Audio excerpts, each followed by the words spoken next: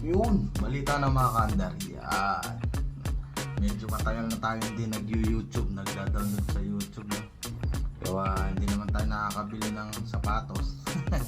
At yun nga, dahil sa niregaluhan tayo, Pasko na naman, niregaluhan tayo ni Mrs. Ayun, meron tayong re-review. Na-unbox ko na to eh. Review na lang muna natin. Yan. Matik yung Lebron. Oh. Lebron signature. Dunk. Sayang, hindi Lebron 23.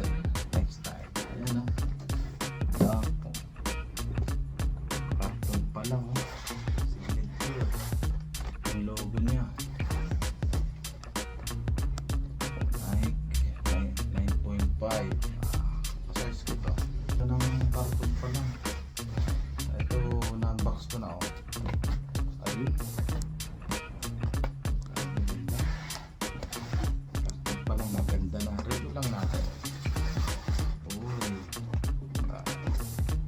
Diba, magkaiba ng kulay yan eh. Green. Ayos. Review natin.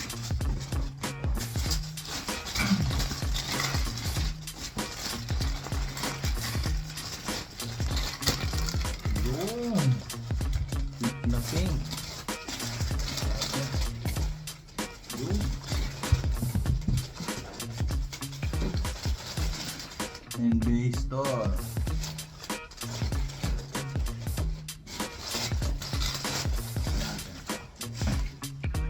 Ay, may pa ID pa ni Lolo Bro. Ay, Rick to. Rick. Ayan, rin natin.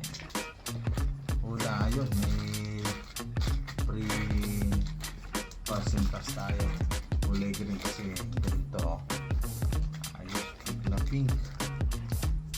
Ang signature niya to. Lupit to. Ano to? Toga? Parang toga to eh. Ganda. Nike. Toga. Tapos yung Nike niya, pansin ko, kumikintab to. May kintab pa. Ganda. Kasi ito. Niya parang maganda yung pagkagoma niya. Panalo. Mukhang kapit na kapit to. Tapos logo again. Panalo. Sa kabila ganun din. Tapos yung logo niya diamond. Ganun din sa kabila. Tapos niya yun sa ilalim niya diamond para nakalogo nakatogang layon eh. Layon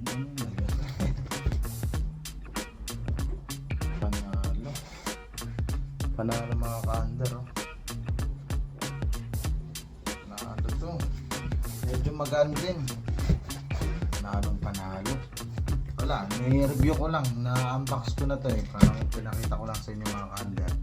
Tagal na nating hindi nakakapag-unboxing sa YouTube na-upload.